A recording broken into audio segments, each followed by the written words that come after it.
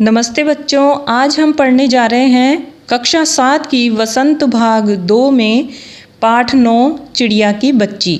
यह एक कहानी है और इस कहानी को लिखा है जैनेन्द्र कुमार जी ने। तो सबसे पहले हम इस पाठ के कठिन शब्दों को कर लेते हैं ताकि आपको कहानी अच्छे से समझ आ जाएगी। कठिन शब्दों में देखिए, व्यसन का मतलब होता है बुरी लत यानी कि बुरी आदत। अभिरुचि का मतलब है चाह, निहारते यानी देखना, देखते रहना। और गुजारना का मतलब होता है बिताना। प्रफुल्लित यानी प्रसन्न होना। अनगिनत यानी जिसकी गिनती ना हो सके। अनसमझ यानी कि नासमझ, जो छोटे बच्चे होते हैं वो नासमझ होते हैं। आगे देखो, ढांढस, ढांढस बंधाना यानी तसल्ली देना। तृप्ति का मतलब होता है संतुष्टि। सकुचाना यानी झिझकना। स्वच्छंदता, स्वच्छंदता का मतलब होता है आज़ादी, स्वतंत्रता। बेखटके यानी बेरोक टोक। और भयभीत यानी डरना। चित्त का मतलब है मन। और तृष्णा यानी प्यार। और स्याह का मतलब होता है काला। कहते हैं ना, वो तो एकदम स्याह है यानी कि एकदम काला है। देखिए, ये जो हमारी कहानी है इसमें एक तो है माधव दास। माधव दास बहुत बड़ी कोठी के मालिक हैं। इनके उस कोठी के सामने बगीचा भी है, फव्वारे भी हैं, बहुत धन दौलत है इनके पास। लेकिन फिर भी इनमें कहीं ना कहीं आनंद की कमी है और कुछ कमी है जिसके कारण ये प्रसन्न नहीं रह पाते। दूसरी तरफ एक चिड़िया है, छोटी सी चिड़िया, जो अपनी माँ से बिछुड़ गई है। उसको कितने भी लोभ दिए गए लेकिन वो अपनी माँ का महत्व इसमें बताती है कि वो माँ के बिना नहीं रह सकती है। तो जो चिड़िया है वो किसी भी प्रकार के लालच में नहीं आती। तो यही कहानी माधव दास की और एक छोटी सी चिड़िया, चिड़िया की बच्ची की है। तो चलिए शुरू करते हैं कहानी को। माधव दास ने अपनी संगमरमर की नई कोठी बनवाई है। उसके सामने बहुत सुहावना बगीचा भी लगवाया है। उनको कला से बहुत प्रेम है। धन की कमी नहीं है और कोई व्यसन छू नहीं गया है, यानी कि कोई भी बुरी आदत माधव दास जी में नहीं थी। सुंदर अभिरुचि के आदमी हैं, यानी सुंदरता उनको बहुत पसंद है। जैसे वो फूल पौधे, रकाबियों से होजों में लगे फंवारे, यानी कि फंवारे लगे हुए हैं उनके बगीचों के अंदर। और उस बगीचों में जो फंवारे हैं उनमें उछलता हुआ पानी उन्हें बहुत अच्छा लगता है। समय भी उनके पास काफ़ी है। शाम को जब दिन की गर्मी ढल जाती है और आसमान कई रंग का हो जाता है, तब कोठी के बाहर चबूतरे पर तख्त डलवाकर मसनद के सहारे वह गलीचे के ऊपर बैठते हैं। यानी कि उनका जो गलीचा है, यानी बाहर बागीचे के अंदर बिछा करके और बैठते हैं और प्रकृति की छटा को निहारते रहते हैं। इनमें मानो उनके मन को तृप्ति मिलती है। तृप्ति मिलती है यानी संतुष्टि मिलती है। मित्र हुए तो उनसे विनोद चर्चा करते हैं। विनोद चर्चा का मतलब होता है हंसी मजाक करते हैं। नहीं तो पास रखे हुए फर्शी हुक्के की सटक को मुंह में दिए ख्याल ही ख्याल में संध्या को स्वप्न की भांति गुजार देते हैं। इसका मतलब शाम को वह हुक्का पीते रहते हैं और सारे वातावरण को, प्राकृतिक छटा को देखते हुए अपनी शाम को बिता देते हैं। आज कुछ कुछ बादल थे, घटा गहरी नहीं थी, धूप का प्रकाश उनमें छन छन कर आ रहा था और माधव दास मसनद के सहारे बैठे थे। मसनद मतलब एक गोल जो तकिया होता है उसके सहारे। उन्हें ज़िंदगी में क्या स्वाद नहीं मिला, यानी सब तरह के स्वाद उनको मिले हैं, पर जी भर कर भी कुछ खाली सा रहता है। इसका मतलब सब कुछ उनके पास होते हुए भी कुछ खालीपन उनके जीवन में है। उस दिन संध्या के समय उनके देखते देखते सामने गुलाब की डाली पर एक चिड़िया आन बैठी। चिड़िया बहुत ही सुंदर थी। उसकी गर्दन लाल थी और गुलाबी होते होते किनारों पर ज़रा ज़रा नीली पड़ गई थी। पंख ऊपर से चमकदार स्याह थे। चमकदार स्याह मतलब काले कलर के थे, लेकिन उसमें चमक बहुत थी। उसका नन्हा सा सिर तो बहुत प्यारा लगता था और शरीर पर चित्र विचित्र चित्रकारी थी। चिड़िया को मानो माधवदास की सत्ता का कुछ पता नहीं था और मानो तनिक देर का आराम भी उसे नहीं चाहिए था। कभी वह हिलाती थी, कभी फुदकती थी। चिड़िया की तो आदत होती है फुदकना, और उसे पता थोड़ी था कि ये जो बगीचा है वो माधवदास का है। तो वह खूब खुश मालूम होती थी, अपनी नन्ही सी चोंच से प्यारी प्यारी आवाज़ निकाल रही थी। माधवदास को वह चिड़िया बड़ी मनमानी लगी। मनमानी लगी का मतलब है कि माधवदास को वह चिड़िया बहुत ही पसंद आई, बहुत सुंदर लगी, अच्छी लगी। उसकी स्वच्छंदता यानी आज़ादी, उसकी स्वच्छंदता बड़ी प्यारी जान पड़ती थी। कुछ देर तक वह उस चिड़िया का इस डाल से उस डाल थिरकना देखते रहे। इस समय वह अपना बहुत कुछ भूल गए, यानी सब कुछ उनका खालीपन दूर हो गया। उसे बहुत ही आनंद मिला। उन्होंने उस चिड़िया से कहा, आओ तुम बड़ी अच्छी आई, यह बगीचा तुम लोगों के बिना सूना लगता है। सुनो चिड़िया, तुम खुशी से समझो कि यह बगीचा मैंने तुम्हारे लिए बनवाया है।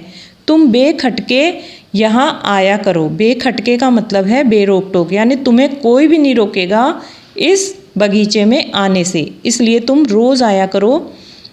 चिड़िया पहले तो असावधान रही, यानी पहले तो उसे समझ नहीं आया। फिर जानकर कि बात उससे की जा रही है, वह एकाएक तो घबराई। फिर संकोच को जीतकर बोली। संकोच को जीतकर यानी कि जो झिझक उसके अंदर थी उसको छोड़कर उसने बोलना शुरू किया कि मुझे मालूम नहीं था कि यह बगीचा आपका है। मैं अभी चली जाती हूँ। पल भर सांस लेने में यहाँ टिक गई थी। माधवदास ने कहा, हाँ बगीचा तो मेरा है, यह संगमरमर की जो कोठी है वह भी मेरी है, लेकिन इस सब को तुम अपना ही समझ सकती हो। सब कुछ तुम्हारा है। तुम कैसी भोली हो, कैसी प्यारी हो। जाओ नहीं बैठो, मेरा मन तुमसे बहुत खुश होता है। चिड़िया बहुत कुछ सकुचा गई। उसे बोध हुआ यानी मालूम हुआ कि यह उससे गलती तो नहीं हो गई कि वह यहाँ बैठ गई। उसका थिरकना रुक गया। भयभीत सी वह बोली, यानी डर गई और डर कर के बोली कि मैं थक कर यहाँ बैठ गई थी, मैं अभी चली जाऊँगी। बगीचा आपका है, मुझे माफ़ करें। इतना कहने के बाद माधवदास ने कहा, मेरी भोली चिड़िया, तुम्हें देखकर मेरा चित्त प्रफुल्लित हुआ है, यानी कि मैं बहुत प्रसन्न हुआ हूँ। मेरा महल भी सूना है, वहाँ कोई भी चहचहाता नहीं है। तुम्हें देखकर मेरी रागनियों का जी बहलेगा। तुम कैसी प्यारी हो, यहाँ हो तुम, यहाँ ही तुम क्यों न रहो, यानी तुम यहीं पर क्यों नहीं रह जाती हो चिड़िया। तो चिड़िया बोली, मैं माँ के पास जा रही हूँ, सूरज की धूप खाने और हवा से खेलने और फूलों से बातें करने में ज़रा घर से उड़ आई थी। अब सांझ हो गई यानी शाम हो गई और माँ के पास जा रही हूँ। अभी अभी मैं चली जा रही हूँ। आप सोच न करें, यानी आप परेशान ना हो, मैं तो अभी ही अपनी माँ के पास चली जाऊँगी। लेकिन माधवदास ऐसा नहीं चाहते थे। तो माधवदास ने कहा, प्यारी चिड़िया, पगली मत बनो। देखो तुम्हारे चारों तरफ कैसी बहार है, कितना सुंदर वातावरण है। देखो वह पानी खेल रहा है, उधर गुलाब हंस रहा है। भीतर महल में चलो, जाने क्या क्या न पाओगी। मेरा दिल वीरान है, यानी कि सूना है। वहाँ अब हंसी सुनने को मिलती है। मेरे पास बहुत सा सोना मोती है। सोने का एक बहुत सुंदर घर मैं तुम्हें बना दूंगा। मोतियों की झालर उसमें लटकेगी। तुम मुझे खुश रखना, और तुम्हें क्या चाहिए माँ के पास बताओ क्या है। तुम यहाँ ही सुख से रहो मेरी भोली गुड़िया। इसका मतलब माधवदास उसको लालच दे रहे हैं कि सोने का घर बनवाएंगे, झालर लटकवाएंगे, सब कुछ करेंगे। लेकिन देखो बच्चों, स्वतंत्रता सबसे बड़ी चीज़ होती है। बहुत अच्छा घर हो, कितना भी सोने का हो, लेकिन एक कमरे में कोई भी नहीं रह सकता।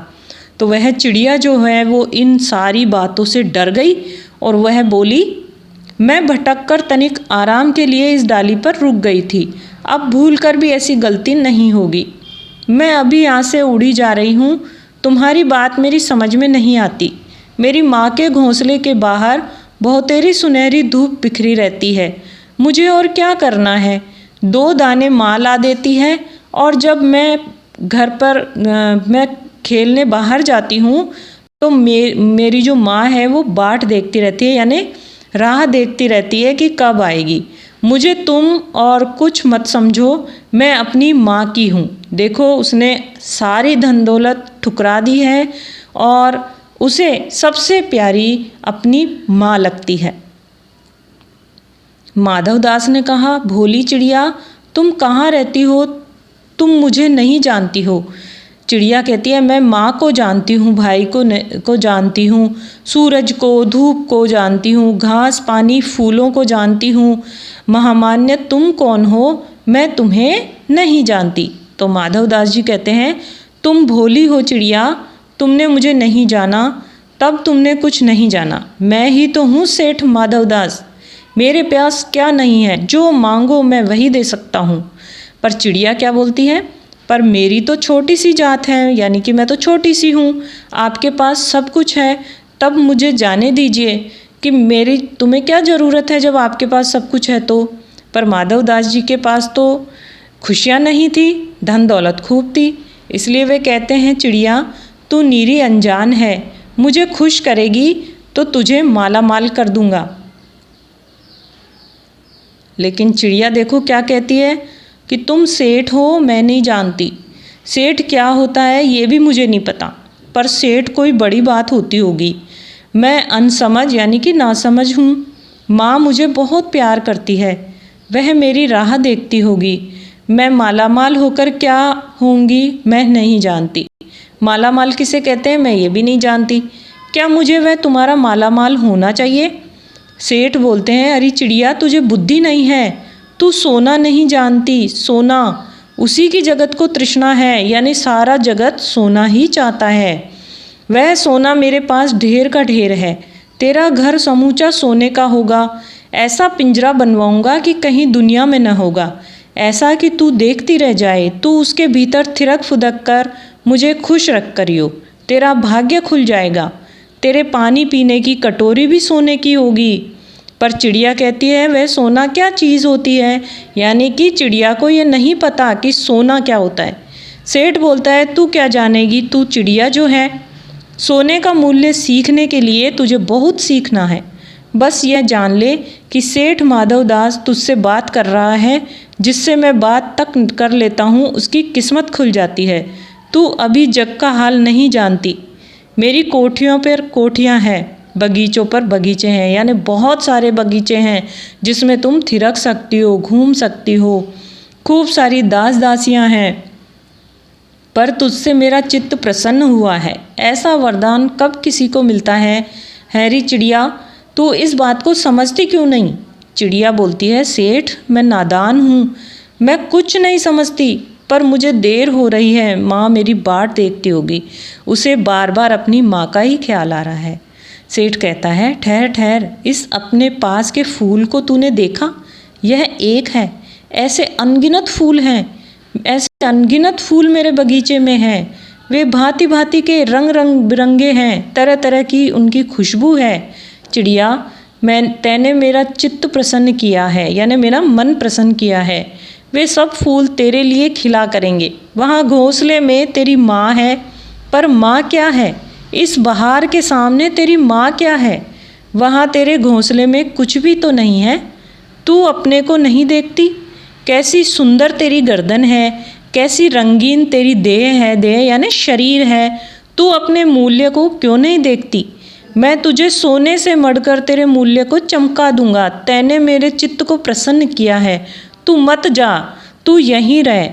इस प्रकार से सेठ माधवदास कहते हैं। चिड़िया बोलती है, सेठ मैं अपने को नहीं जानती, इतना जानती हूँ कि माँ मेरी है और मुझे यहाँ देर हो रही है।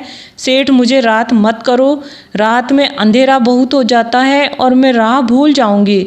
सेठ ने कहा, अच्छा चिड़िया जाती हो तो जाओ, पर इस बगीचे को अपना ही समझो, तुम बड़ी सुंदर हो। यह कहने के साथ ही सेठ ने एक बटन दबा दिया। उसके दबने से दूर कोठी में के अंदर आवाज़ हुई, जिसे सुनकर एक दास झटपट भागकर बाहर आया। उनका नौकर आ गया। यह सब क्षण भर में ही हो गया और चिड़िया कुछ भी नहीं समझी। सेठ कहते रहे, तुम अभी माँ के पास जाओ, माँ बाट देखती होगी, पर कल आओगी ना, कल आना, परसों आना, रोज़ आना। यह कहते कहते दास को सेठ ने इशारा किया और वह चिड़िया को पकड़ने के जतन में चला गया। यानी कि सेठ ने तो चिड़िया को बातों में लगाया और दास उसे पकड़ने के लिए कोशिश करने लगा। सेठ कहते रहे, सच तुम बड़ी सुंदर लगती हो, तुम्हारे भाई बहन हैं, कितने भाई बहन हैं। इस प्रकार से उसने चिड़िया को बातों में लगाया। तो चिड़िया ने कहा, 2 बहन हैं, 1 भाई है, पर मुझे देर हो रही है। हाँ हाँ जाना, अभी तो उजेला है, यानी उजाला है। 2 बहन 1 भाई, बड़ी अच्छी बात है। पर चिड़िया के मन के भीतर जाने क्यों चैन नहीं था। वह चौकन्नी हो होकर चारों ओर देखती थी। उसने कहा, सेठ मुझे देर हो रही है। सेठ ने कहा, देर अभी कहाँ, अभी उजेला है मेरी प्यारी चिड़िया, तुम अपने घर का इतने और हाल सुनाओ, भय मत करो, यानी कि डरो मत, आगे तुम अपने घर के बारे में बताओ। चिड़िया ने कहा कि डर लगता है, माँ मेरी दूर है, रात हो जाएगी तो राह नहीं सूझेगी। इतने में चिड़िया को बोध हुआ, यानी कि इतने में चिड़िया को ऐसा एहसास हुआ कि जैसे एक कठोर स्पर्श उसके देह को छू गया, यानी उसके शरीर को किसी ने छुआ हो। वह चीख देकर चिचियाई और एकदम उड़ी। नौकर के फैले हुए पंजे में वह आकर भी नहीं आ सकी। तब वह उड़ती हुई एक सांस में माँ के पास गई और माँ की गोद में आकर सुबकने लगी, ओ माँ, ओ माँ। और इस प्रकार से चिड़िया तुरंत उड़कर अपनी माँ के पास पहुँच गई। और चिड़िया की बच्ची ने माँ का प्यार पाने के लिए सभी भौतिक सुखों को हीन समझा, उन्हें महत्व नहीं दिया, और वह माँ का प्यार पाने के लिए किसी भी लोभ में नहीं फंसी, और इस प्रकार वो अपनी माँ के पास वापस पहुँच गई। तो बच्चों, कैसी लगी ये कहानी तुमको? उसकी माँ को क्या हुआ? माँ ने अपनी बच्ची को छाती से चिपटा कर पूछा, क्या यह है